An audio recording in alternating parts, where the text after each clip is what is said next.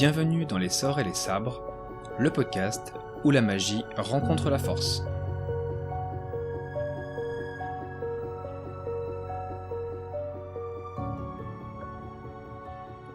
Bonjour à tous et bienvenue dans un nouvel épisode de votre podcast Les Sorts et les Sabres.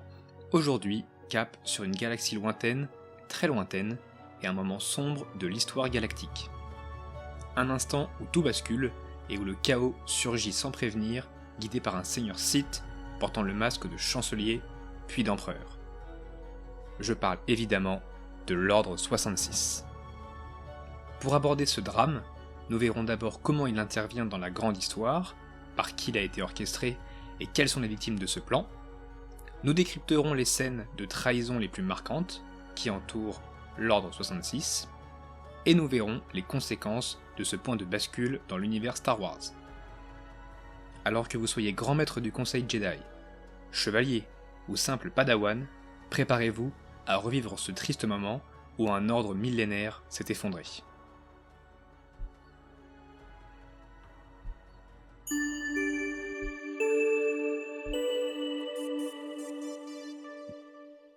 Bien avant le début du conflit que l'on nomme la guerre des clones, sur la planète Kamino, une flotte de clones naît dans des laboratoires destinés à la République. Ces soldats sont créés pour obéir, pour suivre les ordres sans discuter. Mais ce que personne ne sait, pas même les Jedi, c'est qu'une puce inhibitrice a été implantée dans chaque clone dès les premières phases de leur développement. Une puce biologique, invisible à l'œil nu, mais redoutable. Elle ne les rend pas plus forts ni plus rapides, elle les rend dociles, capables d'exécuter un ordre précis, programmé à l'avance, sans poser de questions.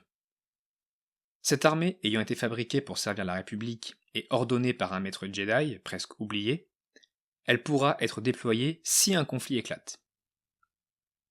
C'est justement lorsque la pression des systèmes séparatistes est à son paroxysme que la République fera appel à cette armée de clones pour les aider. Deux clans vont s'opposer, les séparatistes avec une armée de droïdes et la République avec une armée de clones et de chevaliers Jedi.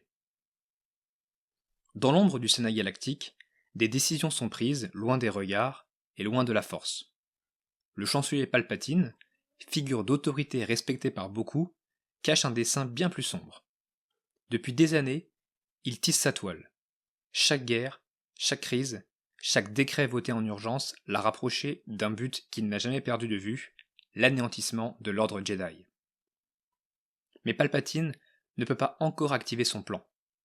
Il doit d'abord s'assurer que personne ne pourra l'arrêter, et pour cela, il lui faut une chose, le basculement d'Anakin Skywalker, l'élu. La guerre entre les deux armées semble prendre fin lorsque le général Grievous fut battu par le maître Obi-Wan Kenobi. Un petit groupe du Conseil Jedi, suspicieux des intentions du chancelier, se dirige au siège du Sénat pour s'assurer que ce dernier remette bien les pleins pouvoirs qui lui avaient été conférés au début de cette crise. Alors que Mace Windu voit ses compagnons se faire tuer un à un par Darth Sidious, le maître Jedi parvient à bloquer le site. C'est à ce moment qu'Anakin rentre dans le bureau, et c'est un moment décisif. Si Anakin reste Jedi, l'équilibre bascule, et Palpatine sera vaincu. Mais si Anakin cède, si la peur de perdre Padmé l'emporte, alors l'histoire s'inverse. Et c'est ce qu'il fait. Son sabre bleu s'abat, et le maître Jedi tombe dans les bas-fonds de Coruscant. L'élu choisit le côté obscur.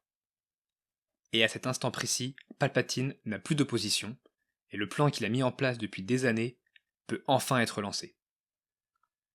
Exécuter l'Ordre 66. Alors que les Jedi combattent en première ligne pour protéger la République, leur sort est déjà scellé. L'Ordre 66 n'est pas un ordre crié dans le chaos de la guerre, c'est une phrase murmurée, transmise depuis le centre de commandement, vers des dizaines, voire des centaines et des milliers de clones, soumis à une puce implantée dans leur système depuis la naissance et qui déclenchera un massacre. Donc l'Ordre 66, c'est pas une simple décision militaire, c'est vraiment une stratégie programmée de longue date. Dès la création de la Grande Armée de la République, Palpatine avait infiltré le projet des clones. Et c'est une directive secrète qu'il a pu faire implanter dans chaque soldat, avec cette consigne d'exécuter l'ordre 66 et de ce que ça allait représenter, qui va donner les conséquences de ce qu'on connaît. Et c'est qualifié par une phrase très simple, mais lourde de sens. Les Jedi sont des traîtres à la République, ils doivent être éliminés. Comme je l'ai dit, ce n'est pas un simple ordre militaire, c'est l'aboutissement d'un plan étalé sur des décennies. Une purge, un effacement et une chasse à l'homme à l'échelle galactique. Le chancelier a désormais tout ce qu'il voulait. Une armée fidèle, un apprenti puissant et un ennemi très affaibli. Les Jedi ne l'ont pas vu venir, et on peut se demander si finalement c'est pas ça leur plus grand échec. Une trop grande confiance dans leurs capacités, et comme le dira Luke plus tard, au sommet de leur puissance, ils ont laissé un seigneur Sith œuvrer dans l'ombre, pour les balayer. C'est quand même fou de se dire que tout était sous leur nez depuis le début. Et que, certes, même s'il était compliqué d'empêcher Palpatine de mettre son plan à exécution, ils auraient pu changer le destin de la galaxie en s'occupant un peu mieux d'Anakin.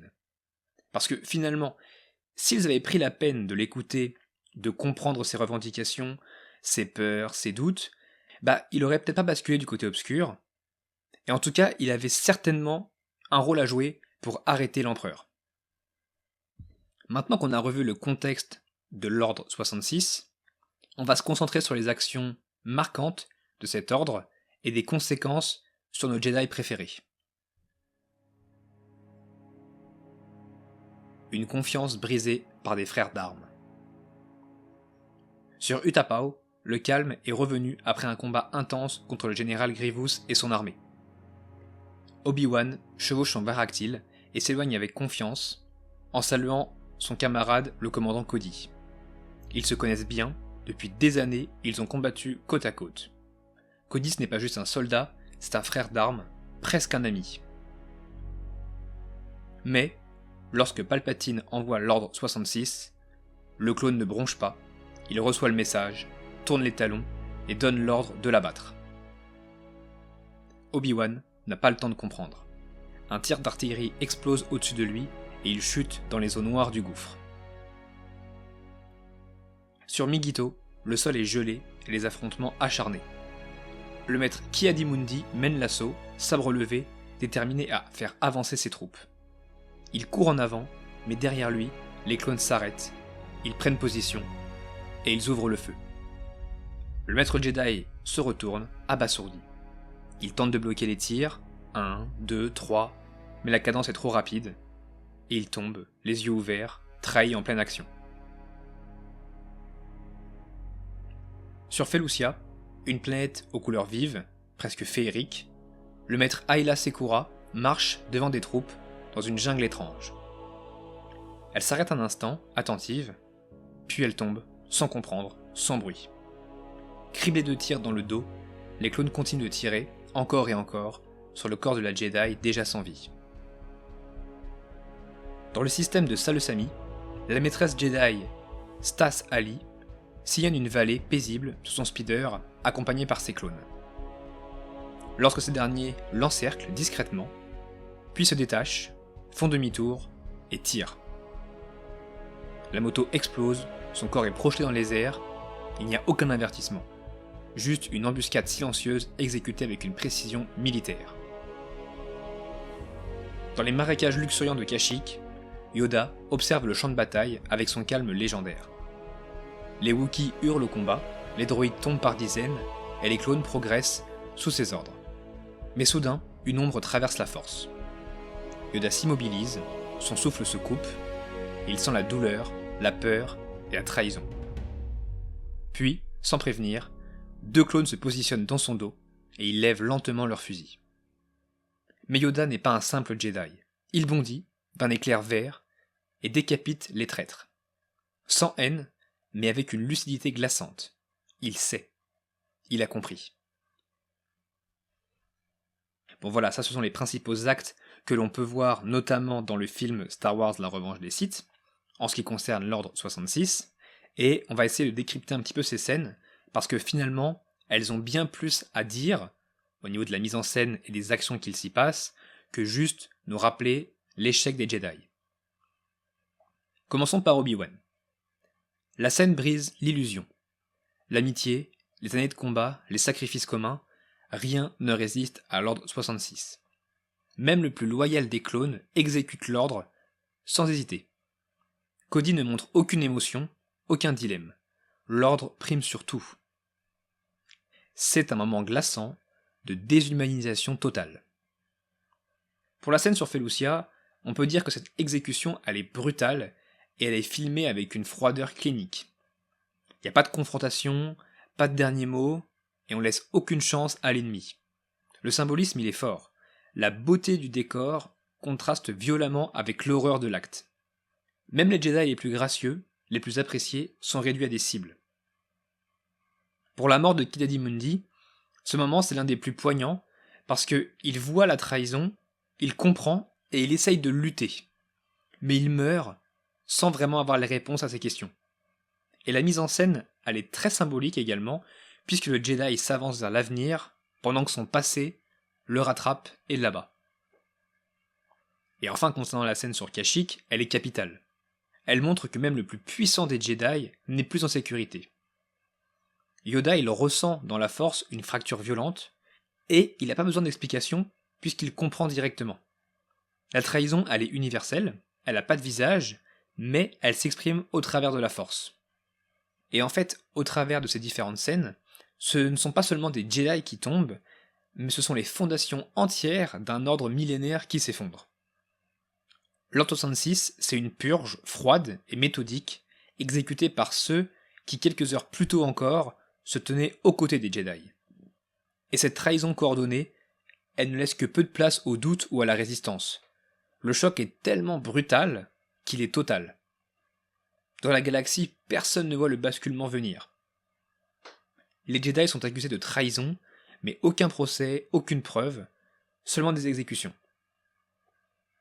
Et alors que les plus puissants maîtres s'écroulent un à un, il y a un autre drame qui se prépare à l'abri des regards, au cœur même du temple Jedi. Car la mission la plus sombre et la plus impensable de toutes, en ce qui concerne l'Ordre 66, elle ne sera pas confiée uniquement à un bataillon de clones, mais bien à un ancien Jedi qui vient tout juste de basculer. Un point de vue qui est souvent oublié de l'histoire, quand on parle de l'Ordre 66, c'est la vision des clones. On se met souvent à la place de Palpatine et de son plan, ou alors de l'échec des Jedi, mais on parle très rarement de la vision des clones. Parce que, peut-on véritablement parler de trahison de la part de ces derniers ? Le mot est lourd, puisqu'il implique un choix, un acte conscient, de renier une loyauté, une amitié, voire presque une fraternité. Mais est-ce que les clones, ils en avaient seulement la capacité ? Ils ont été créés non pas pour vivre, mais pour servir, élevés dans des laboratoires conçus dans l'unique but d'obéir. Dès leur premier souffle, leur destin était déjà écrit. Leur corps est modifié, leur croissance est accélérée, leur esprit est conditionné. Et cette obéissance absolue, cette fidélité aux ordres qui sont implantés en eux, c'est pas un idéal, c'est pas une vision de la vie, mais c'est un programme. Littéralement. Car l'ordre 66 n'était pas un ordre comme les autres. Il était une sentence implantée dans leur chair, un mécanisme biologique camouflé dans leur esprit. Et lorsqu'il a été activé, ce n'est pas une décision qu'ils ont prise, mais une instruction à laquelle ils ne pouvaient échapper. Alors peut-on vraiment leur reprocher ce qu'ils ont fait ? Peut-on parler de trahison ou devons-nous parler d'instrumentalisation ? Et si on pousse la réflexion encore plus loin, qui est le véritable traître ? Est-ce celui qui obéit sans conscience, ou celui qui manipule des êtres humains comme des pions, leur ôtant jusqu'à la possibilité du libre arbitre ? Dans cette guerre, les clones ont été des armes, mais peut-être aussi les premières victimes. Car au fond, leur humanité leur a toujours été refusée. Et si certains d'entre eux ont fini par se questionner, par dévier de leur programmation, ce n'est pas une anomalie, c'est peut-être la preuve que malgré tout, l'humanité ne peut jamais être totalement éteinte. L'Ordre 66, c'est un ordre qui vise à détruire tous les Jedi. Et pour que cela soit fait correctement, l'empereur envoie son nouvel apprenti au temple de Coruscant pour assassiner ses anciens frères. l'assaut du Temple Jedi. Les lourdes portes du Temple Jedi s'ouvrent lentement. Les marches qui y mènent, jadis symbole de sagesse et de paix, sont désormais foulées par les bottes métalliques des soldats clones, et au centre de cette avancée sinistre, une silhouette sombre, Anakin Skywalker. Il marche, impassible, les traits fermés, le regard perdu dans une détermination froide. Ce n'est plus un héros, plus un Jedi, il est devenu quelque chose d'autre, quelque chose de brisé. Il entre, sabre à la ceinture, escorté par les troupes du 501e bataillon. Les statues des anciens maîtres Jedi qui bordent les couloirs ne sont plus que des témoins muets de ce qui va suivre. Dans les archives, dans les salles d'entraînement, dans les dortoirs, tout est silence avant la tempête. Jusqu'à ce que la lame bleue de Skywalker s'allume pour la dernière fois du côté des Jedi. Même les plus jeunes ne seront pas épargnés. Anakin pénètre dans la salle où se cachent des novices, terrifiés. Un jeune garçon s'approche de lui, les larmes dans les yeux, l'appelant à l'aide, croyant encore que le chevalier Jedi allait les sauver.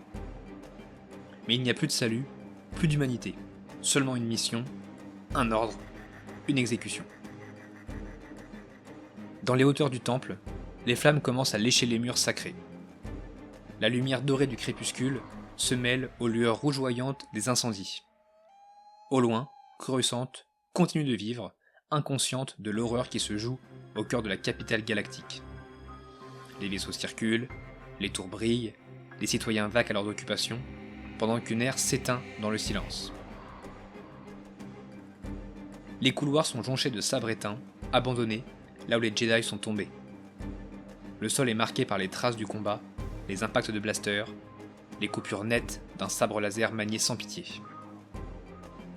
Dans une salle d'archives, une maître Jedi tente encore de résister. Elle scelle des holocrons, tente de sauver les secrets de l'ordre, comme si transmettre encore un peu de sagesse pouvait ralentir la chute. Mais elle est rattrapée par les tirs. Son dernier geste, tendre et désespéré, est de protéger les archives d'un souffle de force. Des padawans réussissent à s'échapper par des conduits de maintenance en glissant dans les coins sombres, cherchant désespérément une sortie vers la lumière. Mais les issues étant toutes bouclées, seulement quelques rares individus parviennent à franchir les murs de ce lieu de culte.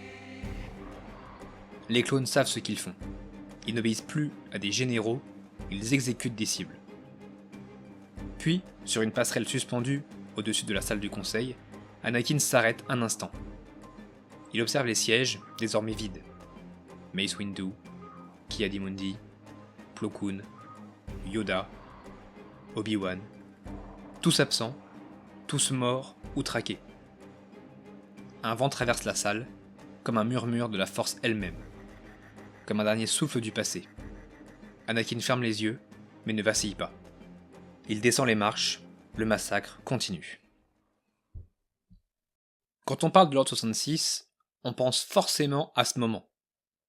C'est sans nul doute l'un des plus déchirants, si ce n'est le plus déchirant, de toute la saga. Car il marque la frontière irréversible entre l'homme et le monstre, et l'assaut du Temple Jedi, perpétré par un ancien Jedi lui-même, ça renverse tous les repères moraux dans cette galaxie. Là où les clones obéissent à une programmation invisible, Anakin, lui, y fait un choix. Il choisit la peur, la colère, la haine et l'obéissance aveugle au nom d'un idéal corrompu. Ce ne sont pas seulement les Jedi qu'il tue, mais l'enfant qu'il a été, les rêves qu'il portait et l'ordre qu'il servait. La violence de cet acte n'est pas seulement physique, elle est symbolique. Anakin détruit le sanctuaire de ses propres racines. Il trahit les siens, son maître, et jusqu'à la force elle-même. En cela, il ne devient pas Dark Vador à cause de son armure ou de sa respiration mécanique, mais il le devient ici, dans le feu et le sang du temple, quand il accepte de devenir le bras armé d'un tyran.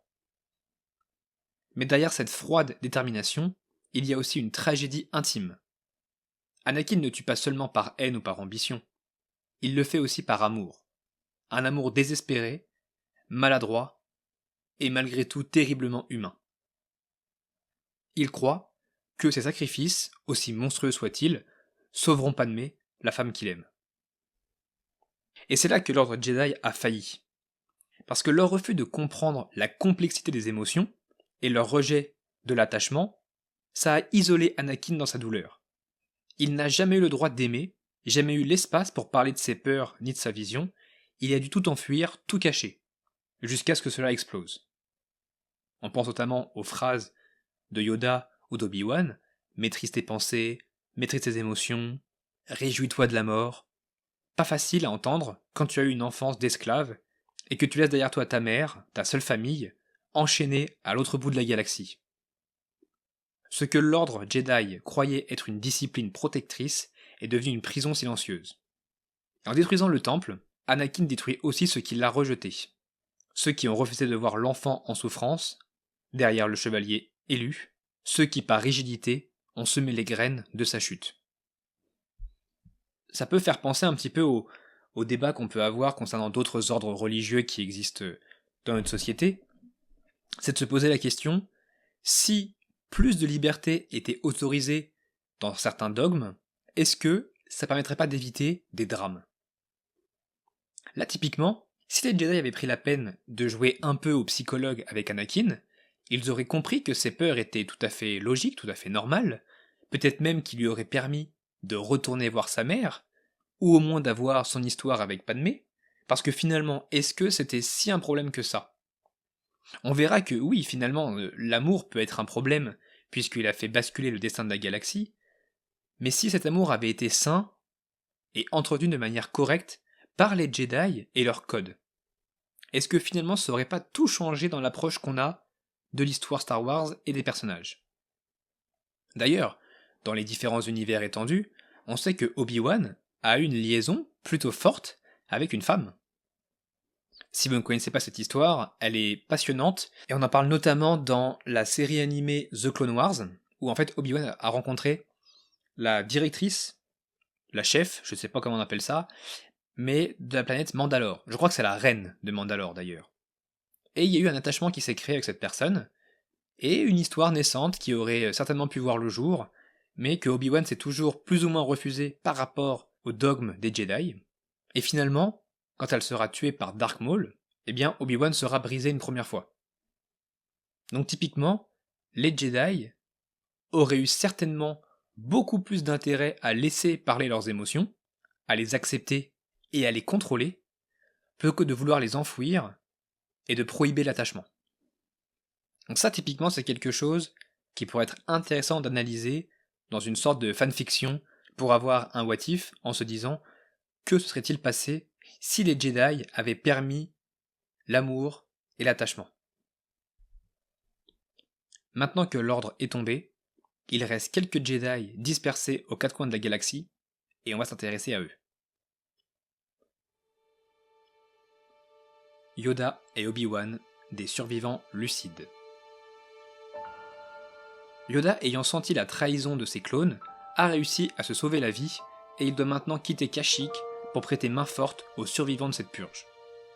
De son côté, Obi-Wan n'échappe que de justesse à la mort sur Utapau. Son corps, brisé par la chute, il réussit à fuir les tirs de ses anciens alliés en se cachant parmi les ombres et les souterrains.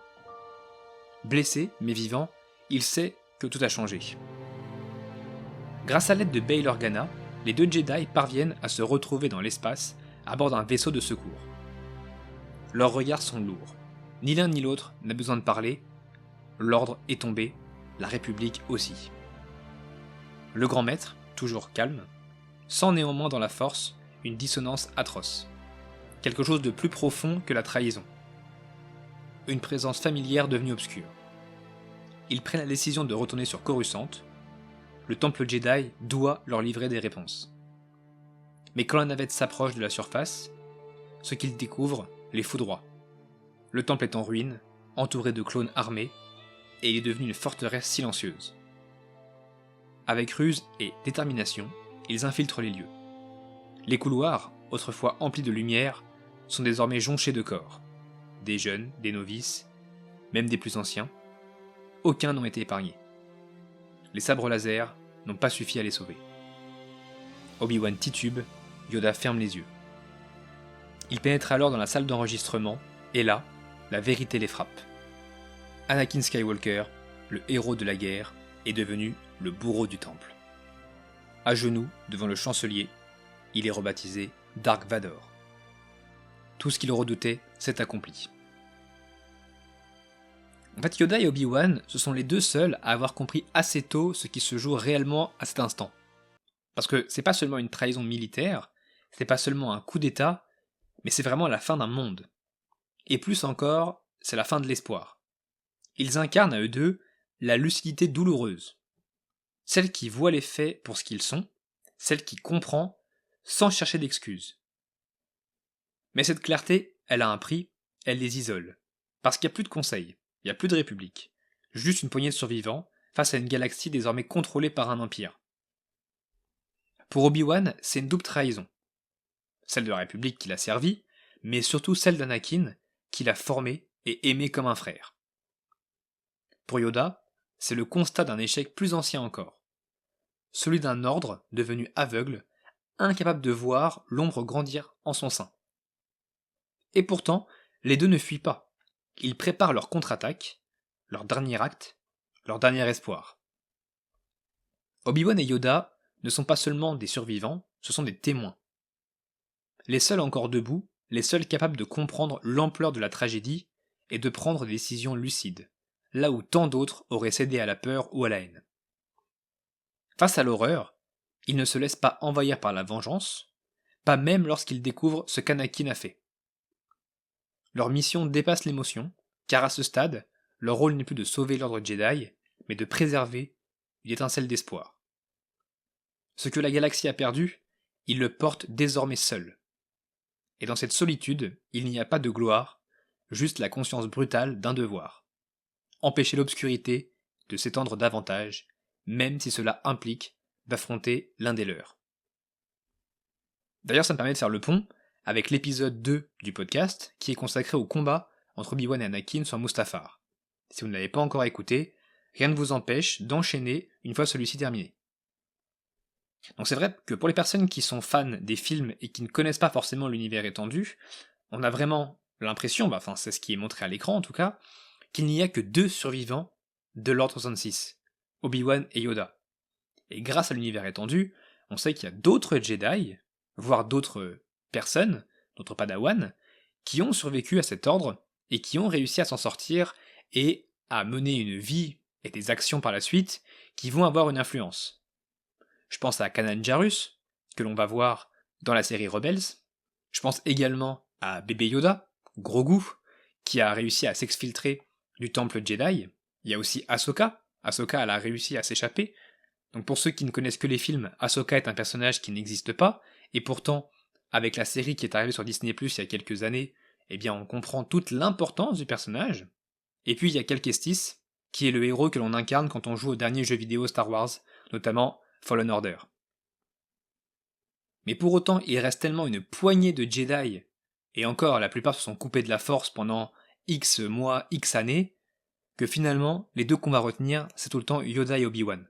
En plus, ce sont eux qui ont vraiment encore un rôle à jouer après dans la trilogie originale. Et c'est d'ailleurs parce que eux ont survécu que derrière, l'espoir pourra renaître bien plus tard. Et pour voir ça, il faut voir les conséquences de l'Ordre 66 à travers la galaxie. Les conséquences à travers la galaxie.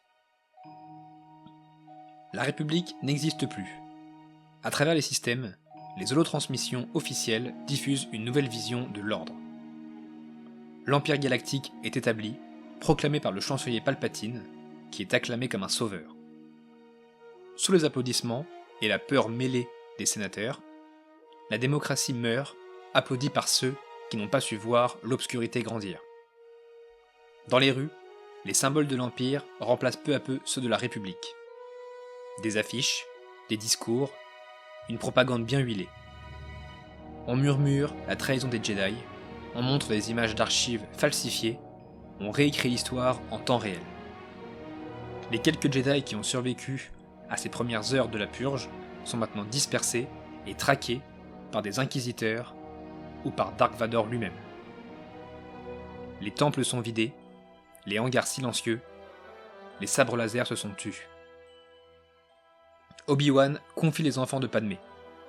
La petite fille, Leia, est confiée à Bail Organa, sénateur ayant toujours manifesté sa sympathie et son allégeance aux Jedi.